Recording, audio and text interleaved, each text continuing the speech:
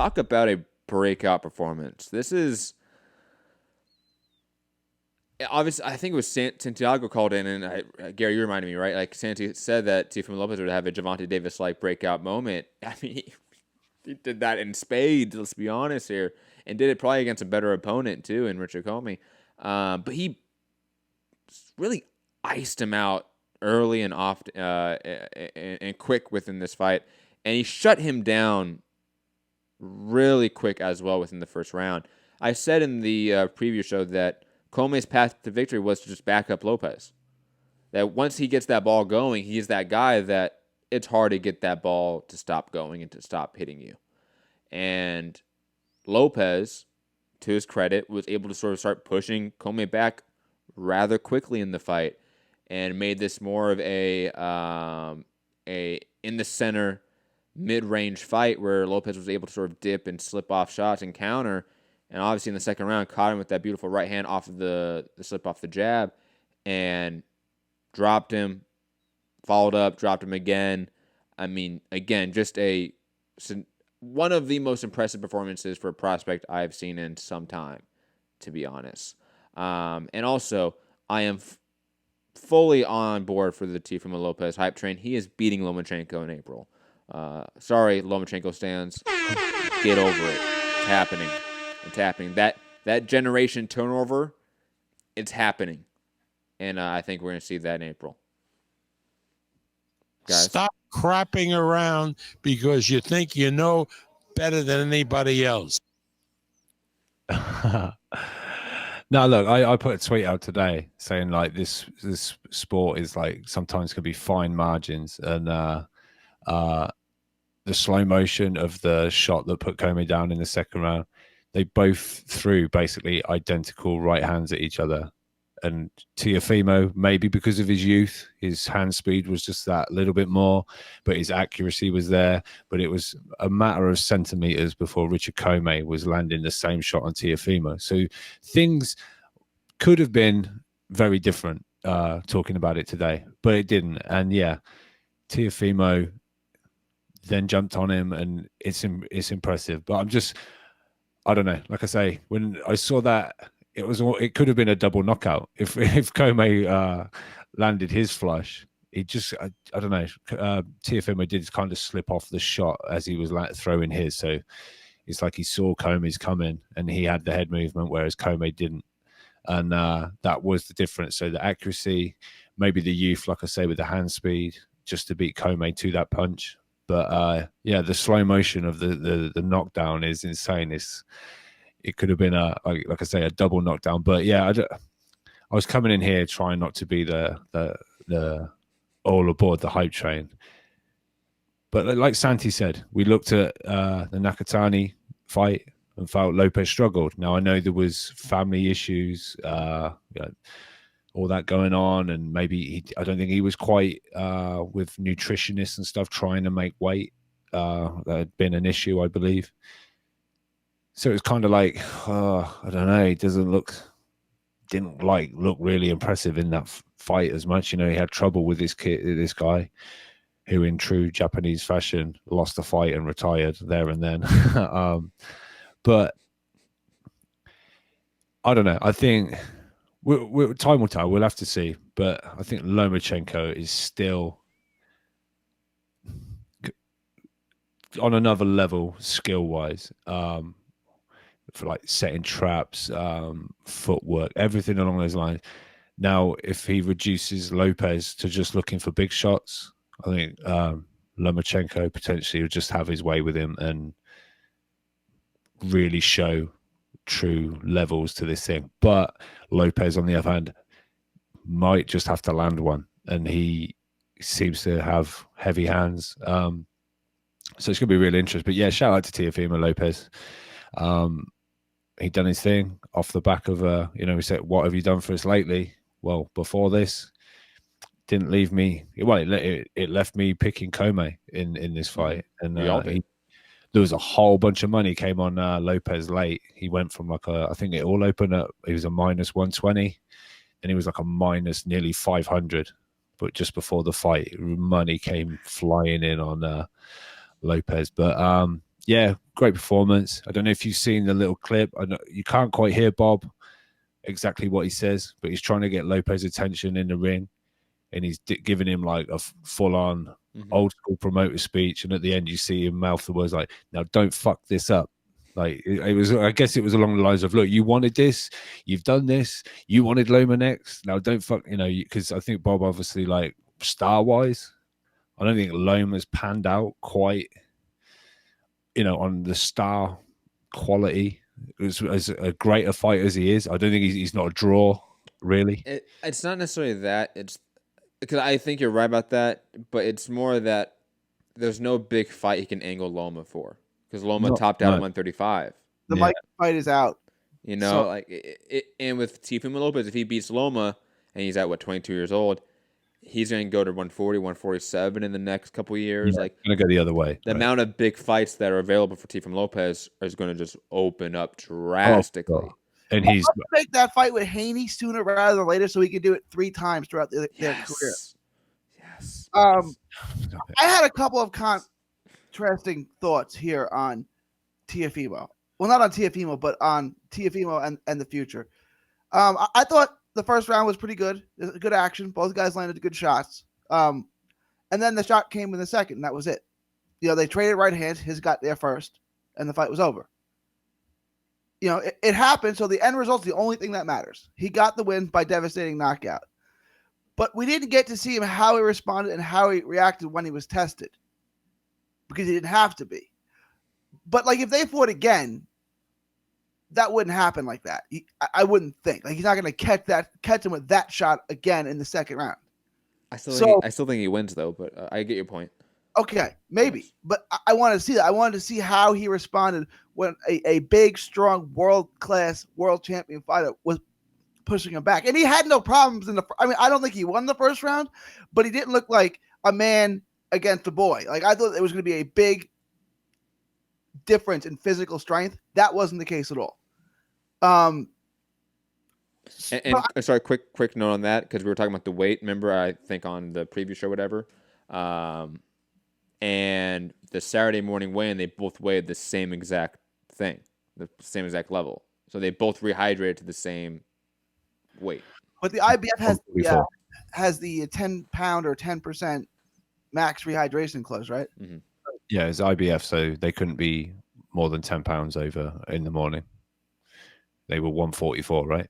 I think 144 and a half. Yeah. So they made it, but my point was, he looked good. He got the end result that you wanted to. That shot was great. But now, does he beat Lomachenko? I went from absolutely not to I don't know, because I don't know how maybe he could, but landing that shot on Lomachenko is far different than landing it against Commey. Commey is a guy that's very hittable, that's defensively irresponsible, that gets hit a lot. Then saying you're going to hit Lomachenko with that shot. Now, Lomachenko's been hit. He got hit by Linares. He got hit by Luke Campbell. That was pretty much it. Crowler didn't put hands on it, but no. He got hit by those guys. So maybe they could, maybe. I'm not saying he can't. If you would have asked me before yesterday, can he beat Lomachenko, I would have laughed at you. Now I'm not laughing, but I'm also not saying yes, because I don't know. He's still untested to me, because Commey was supposed to be that test, and it was over before it started. Now I think if they fought again, Commey got caught. Yeah, he got caught with a heavy shot. Again, because of a great trap and great setup. Do you think so, or did he just trade right hand? His got there first. Do you think he said? Yeah, that's exactly what happened. No, they didn't just all of a sudden look at each other and then both threw right hands at the same time. Look at the sequence again. Commey throws a jab, Lopez slips it, and boom, throws the right hand. And by the time Commey is dropping that jab back and then throwing the right hand, that right hand's already connecting. He set the trap up. Okay. Again, I'll go back and I wasn't looking for that. You see that kind of shot land, and it's like Marquez is like, that's all you can that. The fact that Commey got up from that was crazy, right? And he almost didn't get up. I mean, he was all over the place. If they would have stopped it right there, would you have been upset with a stoppage? Kinda, but not too much, because his legs were not under him, it seemed, to be honest. Given the situation that it was a second round of a world title fight, I guess you give him the benefit of the doubt and let him go. And that's kind of what they did. Stopped it, I would have been fine with that. Yeah, I mean, he didn't look good. after that knockdown. I mean, it was largely done from that first knockdown. Everything else was just necessary to get the stoppage, I guess, after that. But I will say this, go back and watch like the clip and then watch the whole round. He is setting up that bait. He is setting it up that constantly. He's looking for that jab. He's timing it. He's reading the distance between the two and looking for that right hand counter. The entire 3.5 minutes, whatever it is, before that knockdown. It was like the Marquez fight with Pacquiao, where like Marquez was looking to knock him out with that right hand. He was feinting, and Roy Jones had pointed out like 2 or 3 times before that he's just missing with that right hand. If he lands with it, it's going to be a game changer. And then he finally landed it. So it's like that wasn't a lucky punch. I'm not saying this was a lucky punch because he meant to throw it. He threw it. He had intent on it, and it landed. So it's not a lucky punch. I just don't know if they fought again that the planets would align for that to happen again. But it doesn't matter. If this lasted 4 more rounds, would you not have this criticism? If it came in the 6th round, probably not. Okay. Because at that point, no, I understand. No, I understand completely. I get it. I think that's a valid criticism that we didn't really see as much from this matchup that we probably wanted to, especially going into a Lomachenko matchup. But I mean, how can you not see that the talent there? You know what I mean? Like, you can tell the guy is skilled. You can tell the guy has elite level power at lightweight. He really does comparative to other people. He might be the heaviest hitter in the division. You can make that argument because, I mean, Shafikov, Commey, nobody treated, Shafikov or Easter, nobody did this to Richard Commey ever. People have dropped him and hurt him before, but people have never iced him like this. And maybe the Nakatini fight is an outlier. You know, we didn't really see a lot of Nakatini beforehand. It's like Bud Kavalauskas, kind of. No. I just hate the bias on ESPN where they said it was an easy fight for him. No, it wasn't. The Nakatini fight was an easy victory for Teofimo. He just didn't get the knockout. Like, that wasn't an easy fight for him. He won. I had an 8-4. But that was not an easy fight. He had to rally and win that fight. Things weren't working, you know. Yeah, it was one of those like he was trying to force stuff. It wasn't necessarily. It wasn't his work. It wasn't a performance where like he was getting hurt and like getting touched up, but like he just wasn't doing well. You know, he wasn't putting things together the way he needs to. It was one of those fights. But digressing from that, any other points or thoughts about Lopez and Commey? No, I just my only concern that is like when I picked Commey to beat Lomachenko because Commey would be too strong for him. I still don't think that he fits in this weight class. Like, they had a picture of him with Jamel Herring. Herring's bigger than he is, and Herring's a weight class smaller. Now, I know Herring comes down from 35, but like, I don't think Lomachenko belongs in this weight class. And when you get one of these really big, strong lightweights, they may just be able to impose their will on him. Him and Loma in the ring together, I thought they looked like similar height. There wasn't a great deal in the height difference from what I could see, but unless Loma had some glam rock fucking boots on or some shit, I don't know. That is possible. Could be straight out of U6 wardrobe. Hell yeah, man. Yeah, no, I don't know. We'll see. Hopefully that fight gets made for. I guess it'll be early next year, right? So I think they say March or April is the yeah. So I think Bob wants to take that to MSG, but didn't Klimas say he won't be bringing Loma back to Madison Square Garden after the Nikitin scorecards or something like that?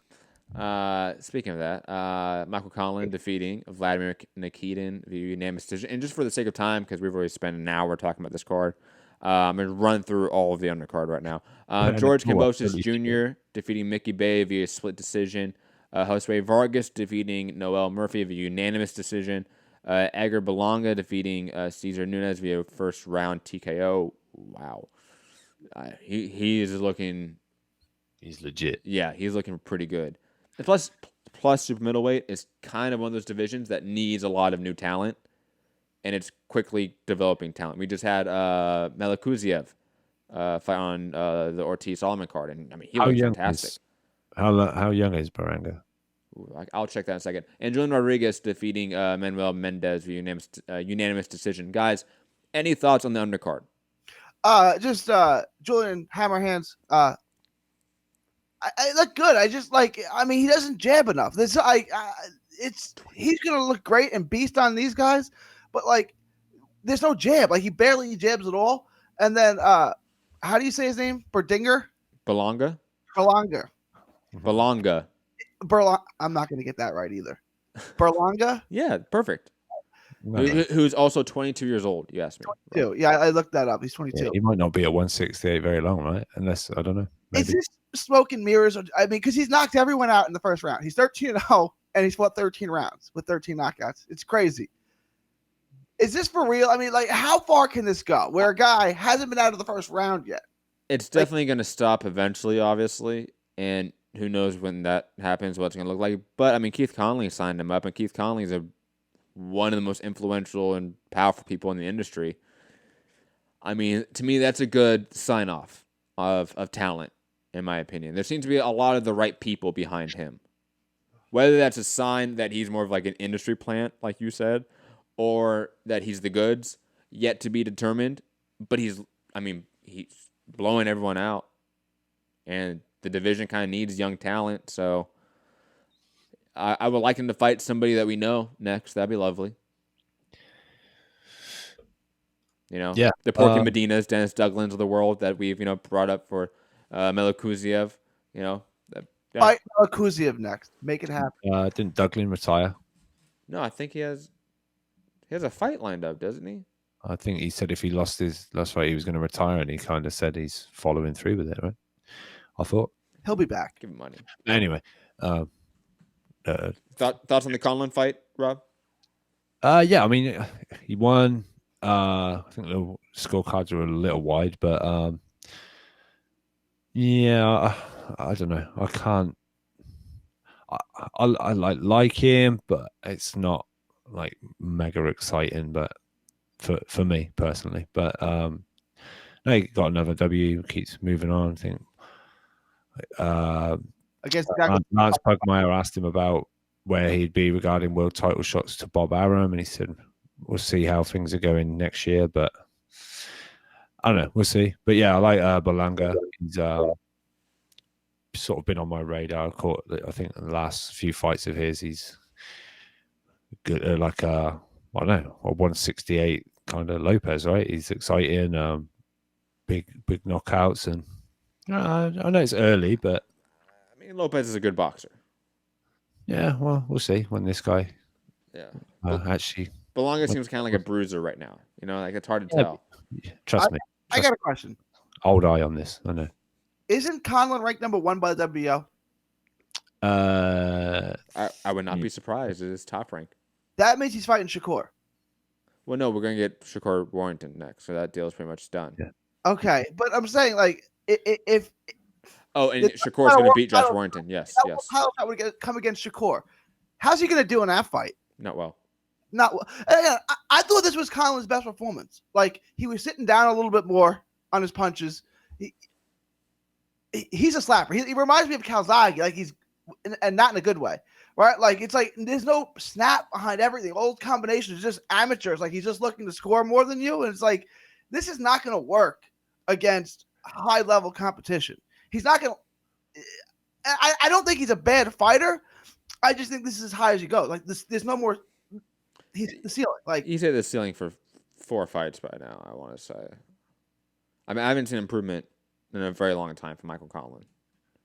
He's not a great athlete. He's obviously not the biggest hitter, right? Like, he's not a great athlete. I mean, he's not that fast. He's not. That's what I'm saying. Like, super strong. You want to compare him to Haney or Shakur Stevenson in that division? Like, you want to compare him athletically to those guys? Or even like a Josh Warrington's a far better athlete than Michael Conlon. Just like the speed of these guys is just different. Yeah, no, it's just ironic that us 3 guys sat on our asses right now talking about a professional boxer not being a great athlete. I mean, relative to the Ruiz, top, maybe, but relative to the top level, yeah. What was I going to say? I mean, Rob, would you say he's a good athlete?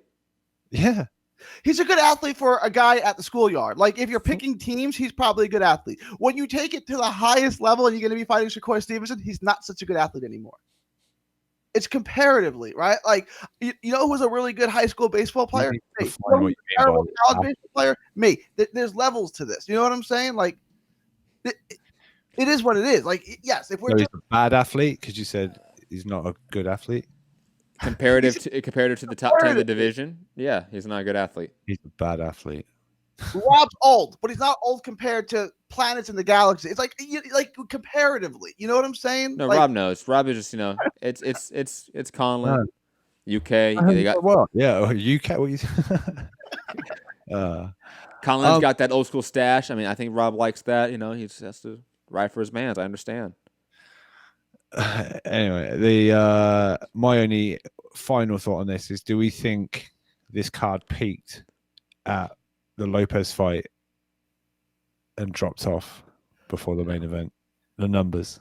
no, because people want to see Crawford. Yeah. I think like Commey Lopez is the people's hardcore main event. I don't know if casuals know either one of those two guys, to be honest. This was one of those fights that like you hope the Crawford casuals that watch Crawford fights, the 2 million plus that watch the fights on ESPN, that they run into a Commey Lopez fight that was going to be amazing. And it was not to the same, I think, degree that they wanted. They wanted to be more of a fight of the year. Will this be the most viewed fight of the? Because didn't Crawford hold that last year, and then because of this being, is it the Heisman Trophy thing? It's possible. He has to beat what 2.25 million, 2.5 million. The Charlo.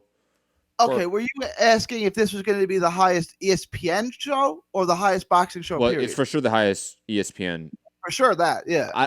It's period in 2019, the highest viewed fight. It might be because Crawford does really good numbers, plus off the Heisman back, but then again, I think ESPN counter-programmed themselves in a way for the casual sporting audience. Because if I went on ESPN, I was seeing, even on the top-ranked card, constant ads to go buy the pay-per-view, UFC pay-per-view, go watch that. And I don't know what effect that would have on it. I think it has an effect on it because it has to, because they counter-program themselves. But to what degree, I don't know. But I'll be honest. I would not be surprised if this did a little bit less than the Benavidez numbers, but still do really good. I also wanted to point this out. I think Fox, the Showtime numbers for the Jamal Charlo fight, because they are running ads for that Charlo Harrison fight nonstop on football on Fox. Like every time they go to commercial break, they show the commercial for Harrison versus Charlo. I think they saw the Jamal. I was like, whoa, we can't have a repeat of that. Which reminds me, guys, unfortunately, MCR did not get credentialed for Charlo Harrison 2. I blame Gary. It's probably my fault. Because he always shits on Jamel Charlo. You say he's not good and you like Jamal more. I mean, you can't say that out loud. They're listening. And laughing at Bill Wanger. Although we were listening to our Virgil Ortiz post-fight reaction, which I didn't think anyone was going to listen to because nobody really watched the fight. But that's it's got a lot of views for us. It's doing well. It did well. Let's talk about that briefly. But me and Gary, since we did like a whole show on that, Rob, I want to get your take on Virgil Ortiz versus Brad Solomon quickly, and we're going to run through this card quickly. Okay. Once he made weight and turned up to fight, he was on point. Yeah, he's legit, no doubt about it. He could easily be one, if not the hottest prospect right now. You know, with Devin Haney laid up in bed, recovering from surgery and things like that. He's took the opportunity. Let's everybody start talking about me now. I thought, he's legit. Especially with Teofimo Lopez no longer being a prospect, he's a champion. I mean, Ortiz might slip in. When do we stop calling Ortiz a prospect and maybe a contender? You know, when he fights someone in the top 15. Yeah. I mean, that's he's got to move not fairly quickly, but we can't have too many more of what we saw. I mean, I don't want to rain on the parade, but Brad Solomon was kind of that guy that was going to get done what happened to him. Yes. So So, but yeah, he did what he had to do. He talked about Crawford. You feel Crawford should have had to have done that to someone like a Kavalauskas, but yeah, Ortiz made short work of it, right? So yeah, definitely, if he's not on your radar, people, one to watch. So get the zone. He's definitely probably, at least he might be my number one prospect right now. He might be. Especially since some of those prospects that we've been talking about in the last year have gotten belts. Like Haney has a belt now, kind of. Shakur has the belt, even though he still hasn't fought anyone in the top 15. And obviously Teofimo Lopez just picked up a belt. So those are three big prospects that just kind of went off the board, so to speak, for this discussion. Josh Kelly, Joe Cordina, two prospects I really am high on. They've been sort of doing the same thing this year than they did last year. So they really haven't progressed in a way. In my opinion, though, Cordina's last fight was really good against Tinoco. Dan Dubois is probably going high on that list as well. But, I mean, honestly, Virgil Ortiz, he's probably my number one prospect in the world right now. He's just looking too good. Looking too complete. You have him, and then you have, of course, Tanahara. No. But Dubois... Lil B Hop, though. He's hot. Lil B Hop. I would say Dubois, just because his age in the heavyweight. I mean, Dubois is 22. Having a 22-year-old heavyweight like that is like Mike Tyson all over again. This Dubois, he could have 15 years left in this division. You know what I'm saying? Like 20. You know what I'm saying? Like, this is freakish with this kid. Like, I would say he's the best prospect in boxing just because of his division and his age, right? Potential. Like, you can fight easily into your late 30s as a heavyweight. Late 50s, bro. Come on. Look at Luis Ortiz. Shout out Danny Williams. Yeah, I didn't really see what was going on with that, Rob. What happened there? Basically, his opponent was in the ring, gloved up. Danny Williams walked down set the table a little better for me, because I have no idea where we're at, what card. It's a card in Germany. Okay. I think it was to the vacant German. So Danny Williams from the UK. I'm not, he's doesn't have a license here. I don't think he's not licensed to fight here. But in his, I think it was his 84th. It was going to be his 84th fight. Obviously known for beating Tyson. That famous fight when he popped his shoulder and knocked the guy out with his other hand and shit like that. But yeah, Danny Williams, 84 professional fight, opponents in the ring. He made his ring walk in his civilian clothes, got in the ring and said, "Sorry, I didn't feel too good this morning. I won't be fighting tonight. Sorry about that." I mean, I'm glad, because I don't want Danny Williams fighting anymore at 40, I think 47, 48 or whatever he is. Old. Yeah. But yeah, boxing. I saw that on Twitter. I was like, that looks like boxing 101 right there. Yeah, Or have you seen the other story from Gray Johnson's been hyping it up? Because, Gray Johnson's a sick individual. Love him. The 70-year-old boxer that's going to break the record for the oldest professional boxer. 68, isn't he? 68 years old. Now, the story is he's doing it because his son passed away, and that was his a dream or something that him and his son had. But still, oh man, go on a box. Those listening at BoxRecGray on Twitter, and just go to the media section on his Twitter so you can see the pictures. On the weigh-in picture. Oh man, it's rough. Those tiny whiteys. It's rough, Gary. Man, you can have a career now. I'm telling you, you can become you can become a Dallas regional star. And you just called Michael Conlon a bad athlete. You can make it. I have epilepsy and CTE, so I have a doctor that said he would never clear me to fight. It's Texas, bro. True. I just have to find get a license. Just use that one. And if he's not a doctor, go to Arizona. Go to Arizona, man. Go with Chavez. You're set, bro.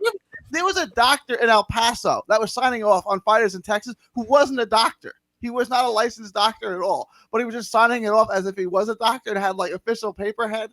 And then they looked into it this guy's not registered on any board. This guy's not a doctor. Remember this story? It was a guy in El Paso. I vaguely remember this story, and it's a very Texas. It almost sounds like a Florida story, but then it's the boxing connection, so it's no, it has to be Texas. It has to be. There's no fights down in Florida. But guys, any other thoughts on Ortiz Solomon card? I know Betamir Melikuziev defeating Von Alexander was an impressive performance. Alberto Machado picking up a much-needed win after 2 losses. Any thoughts, Rob, Gary, on the rest of the card? Rest of the fights of the weekend? I didn't catch up with it. The rest of it. Go watch. How do you say his name, Matt? Melikuziev. Go watch Melikuziev. You have to watch that fight. This kid is something else. He's a unicorn. He's built like a middleweight, super middleweight version of Derevyanchenko. Like he's real stocky, and then he's like light on his feet. Like he's got awesome footwork. Gary just done a full Bob Arum. He's a unicorn. I want to say this right now, okay?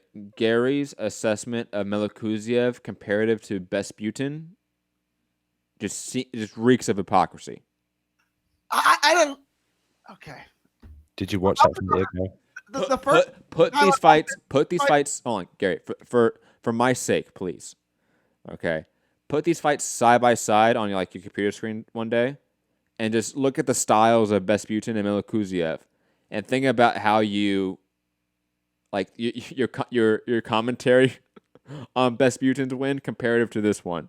I think both guys are kind of that fighter that can move around a lot, can go to the body a lot, can kind of bully people around a little bit if they need to.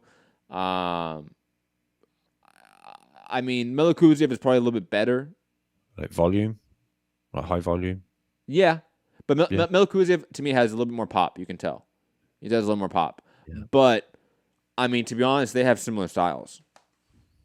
You should be high on both of them. Melikuziev is just doing it in faster fashion at 4-0 now. The Besputin fight did put me to sleep, but I'll try to watch it again.